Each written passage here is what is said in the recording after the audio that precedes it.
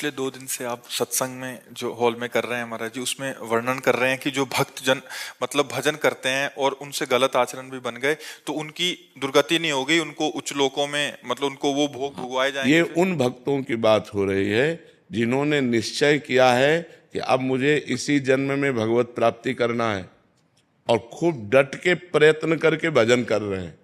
हाँ, पर उनका कुसंग हो गया और वो भ्रष्ट हो गए। वो जितेंद्री नहीं है, वो मनोनिग्रही नहीं है, वो मन पर विजय प्राप्त नहीं कर पाए, अब वो भ्रष्ट हो गए। अब भ्रष्ट का मतलब है लगातार भ्रष्ट हो थोड़ी है। अब वो भ्रष्ट हो गए, प्रयासरत थे भजन में, उनका लक्ष्य था भगवत प्राप्ति और शरीर पूरा हो गया, भगवान के दर्शन नहीं हो पाए, भगवत प्राप्ति नहीं हुई, तत्वबोध नहीं हुआ, तो उस भ्रष्ट का क्या गति होगी? भगवान श्री कृष्ण से अर्जुन जी ने पूछा कि उस भ्रष्ट की क्या गति होगी? तो भगवान ने बताया कि ऐसे जो भ्रष्ट होते हैं वो नरक तो जा नहीं सकते, क्योंकि भगवान का नाम जप करते थे, भगवान के मार्ग में थे, भगवान के आश्रित थे, वो नरक नहीं जा सकते। अच्छा, उनका पतन नहीं हो सकता, क्योंकि जैसे आपने 500 नाम जप किया तो आपके 500 नाम तो स्टॉक में जमा है। अब आप भ्रष्ट हो गए, गलत आचरण किए, तो उसका आपको दंड मिलेगा, लेकिन वो दंड खत्म होते ही आप 500 भजन से ऊपर चलेंगे। 499 नहीं, पूरे 500 भजन से ऊपर आपकी गति होगी। तो अब जैसे उनका शरीर छूटा तो उनको पुण्यवान के लोकों में ले जाया जाता है, स्वर्ग आदि लोकों में। स्वर्ग आदि लोकों में जैसे वो स्त्री से भ्रष्ट हुए या जिससे भ्रष्ट हुए, वो सारे भोग उनको दिए जाते हैं। ये उनका पुण्य क्षय नहीं होगा। जैसे यज्ञ करके कोई स्वर्ग जाए, दान पुण्य करके स्वर्ग जाए, तीर्थ यातन करके स्वर्ग जाए, तो उनका पुण्य क्षय होगा और वो पुण्य क्षय होने के बाद मृत्यु लोक में फिर पुनः अशुभ गति को भी प्राप्त हो सकते हैं। लेकिन वो भजन करने वाले का भजन तो स्टॉक में जमा है और उसका जैसे वीआईपी स्वागत हो, ऐसे स्वर्ग आदि लोकों में जिन भोगों के कारण भ्रष्ट हुआ है उन भोगों की बाहुल्यता उसको होगी, और जब उसकी उन भोगों में अरुचि हो जाएगी तब उसका जन्म होगा। श्रीमान, कुलवान, धनवान, राज वैभव संपन्न, भोग संपन्न, और वहां जन्म लेकर के उसको ऐसा वातावरण मिलेगा भक्ति का, वैराग्य का, कि पूर्व का जो साधन है वो उन्हें उन भोगों में लगने नहीं देगा। उन भोगों के बीच में रहते हुए भी उसको वैराग्य होगा। अब उसका वैराग्य इतने जोर का होगा कि जब कभी आकर्षण किसी भोग का हुआ तो वो सोचेगा कि मैं तो अपना इतना वैभव छोड़कर आ रहा हूँ, इतना भोग छोड़कर आ रहा हूँ, अब मैं भोग नहीं भोगूंगा। और वो डट करके जहाँ से उसका भजन रुका था वहाँ से भजन उसका चालू होगा और वो प्रयास करके इसी जन्म में भगवत प्राप्ति कर लेगा। अगर कहीं फिर चूक हो जाती है तो फिर उसको वही गति प्राप्त होगी, वो स्वर्ग आदि लोगों को भोग करके वो मतलब पतन नहीं हो सकता। पर जी फिर तो थोड़ा भी भजन करने वाले का पतन नहीं होगा, नहीं वो नहीं, मतलब एक ट्रैक उसका चेंज होगा। हाँ, इसीलिए तो हम सबको प्रार्थना करते हैं, नाम जप करो, नाम जप करो, कैसे भी करो, भाव से करो, कुभाव से करो, जैसे भी करो। मानो आप बुरी आदत नहीं छोड़ पा रहे तो भली आदत पकड़ लो ना, तो कम से कम तुम्हारे पास बुराई के साथ साथ बहुत बड़ा भजन भी तो है जो तुम्हारी हर जगह रक्षा कर लेगा, तुम्हारी बुराइयों का नाश करके ये तुम्हें उन्नति प्रदान करेगा। हम गलत बात नहीं छोड़ पा रहे, हम असमर्थ हैं, तो सही बात भी तो पकड़ लो, राधा राधा बीच में डाल लो, तो आपकी जो अशुभ गति होने वाली वो नहीं होगी, आपकी अशुभ गति नहीं होगी, आपका जो असत भाव है वो नष्ट हो जाएगा और ये सद्भाव एक दिन आपको भगवत प्राप्ति करा देगा। इसीलिए पूज्य राधा बाबा ने कहा, एक बार जी भी जो राधा कृष्ण बोला उसने मोक्ष के लिए कमर कस लिया। एक बार भी राधा कृष्ण बोला तो उसने मानो मोक्ष के लिए कमर कस लिया। अब एक बार राधा कृष्ण जो बोला तो उसका पतन नहीं हो सकता, वो नरक नहीं जा सकता, क्योंकि भगवान का नाम उसके पास। जी तो बहुत बड़ी बात है, शब्दों में तो छोटी लगती है। हाँ, तो इसीलिए तो, पर सबकी रति कहाँ होती है इसीलिए कहा गया है कि भगवान जब कृपा करते हैं तो संत संग देते हैं, क्योंकि संत संग से भगवान के नाम रूप लीला धाम में आसक्ति हो जाती है। बिना सत्संग के नाम जप होगा ही नहीं। तो अगर नाम थोड़ा भी जप लिया तो मंगलमय हो जाएगा, उसका पतन नहीं होगा, वो कभी अधोगति को प्राप्त। नामे भक्ता प्रणश्यति अपिचेत सुदुराचारो भजते माम अनन्य भाग साधुरेव समंतव्य सम्यक व्यवसिता। ऐसा सुदुराचारो माने होता सांगोपांग दुराचार करने वाला, भरपूर दुराचार करने वाला। अपि चेतसु दुराचारो, बहुत भारी पापी आदमी, अब उसको सत्संग मिल गया और उसने सुना कि मैंने तो बहुत पाप किए और पाप कर रहा हूं, मेरा कल्याण कैसे हो सकता है? एकमात्र भगवान ही है जो हमारा कल्याण कर सकते हैं।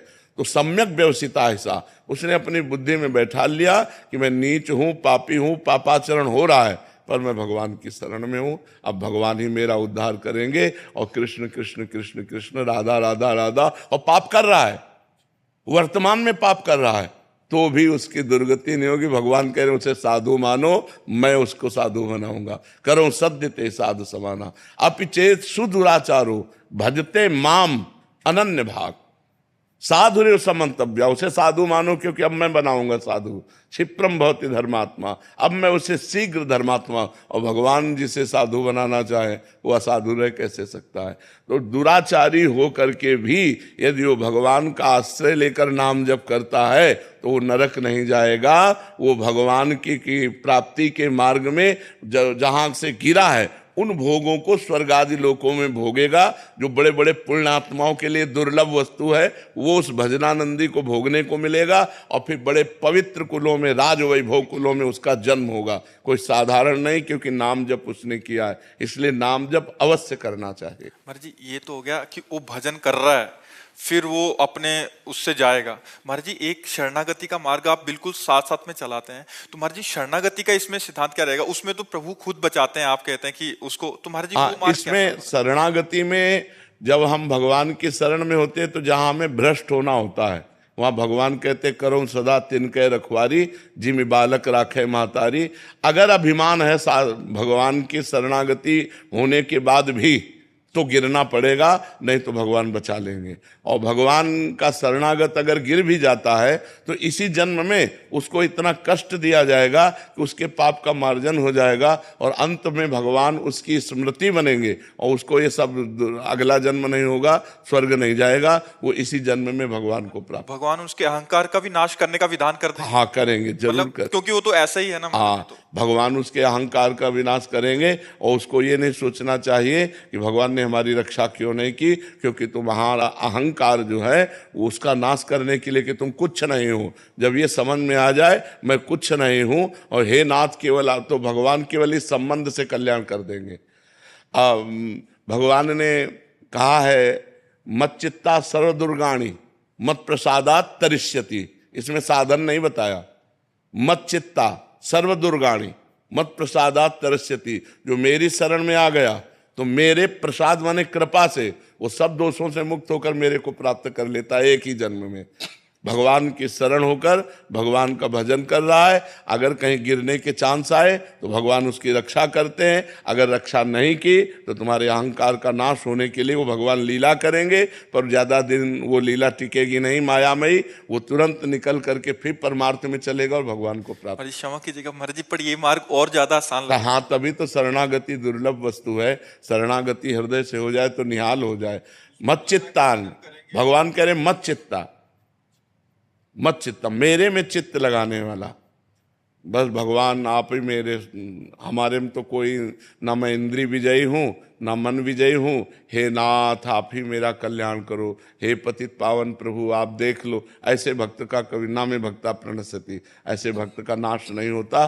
भगवान कहते मत चित्ता सर्व दुर्गाणी मत प्रसादात तरिष्यति, मेरे में चित्त लगाने के कारण सारे दोषों का मैं नाश कर देता हूं, और मत प्रसादात तरिष्यति, मेरी कृपा से वो मुक्ति को प्राप्त हो जाता है, मेरी कृपा से वो एक जन्म में ही भगवत प्राप्त। भगवान सब कुछ कर सकते, करतुम अकर्तुम अन्यथा करतुम, एक है साधन पक्ष और एक है कृपा पक्ष। तो जो भगवान की शरण में कृपा पक्ष से है वो साधन करते हुए भी अगर कहीं लड़खड़ा जाता है तो उसके दोषों को प्रभु मानते ही नहीं।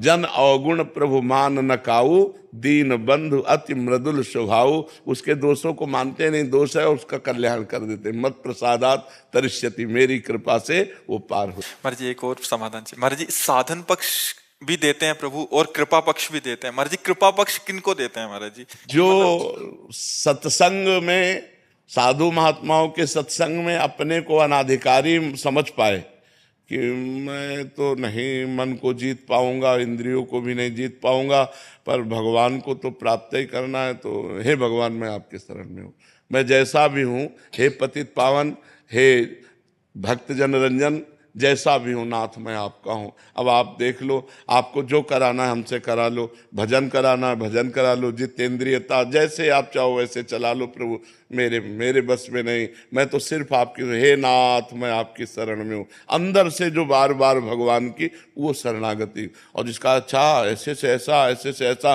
वो हर साधन को पकड़ता हुआ चल रहा है, वो भी भगवान का कृपा पात्र है, क्योंकि साधन पकड़ रहा है, पर उसमें कुछ अहम है, उसमें अपनी बुद्धि का भरोसा है, और उसमें बुद्धि का, जैसे शरणागति के दो प्रकार बताए, एक बिल्ली के बच्चा की शरणागति और एक बंदरिया के बच्चा की शरणागति। बंदरिया के बच्चा की शरणागति विवेकवान, साधन संपन्न, उसको इशारा भगवान देंगे कि भ्रष्ट होने का अवसर आ रहा है। जैसे बंदरिया अपने बच्चे को इशारा देती जब छलांग लगाना होता है, ऐसे करेगी तो कस के पकड़ ले, अब वो छलांग मारी, अगर कस के ना पकड़े गिरे तो गिर जाए।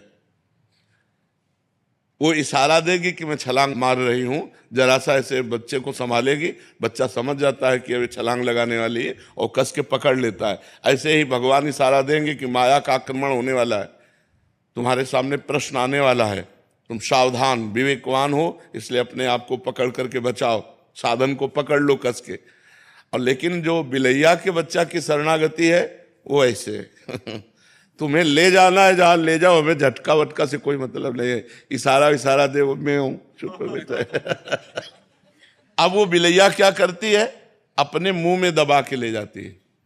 जिन दांतों से चूहों को मारती है उन्हीं दांत, वही मुंह में दांत है, लेकिन इतनी सेफ्टी से उस बच्चे को पकड़ती है, जहां उसको ले जाना होता है स्वयं ले जाती है। ऐसे ये अजात पक्षायु मातरम खगा, ये बहुत सुंदर मार्ग है। जैसे जिस पक्षी के बच्चे के अभी पंख नहीं निकले, घोंसले में बैठे केवल माँ की बाट जो होता रहता है, ऐसे जो केवल भगवान की कृपा की बाट जो होते हुए भगवान का सुमिरन करता रहता है, ऐसे भक्त का निश्चित इसी जन्म में कल्याण हो जाता है। जी।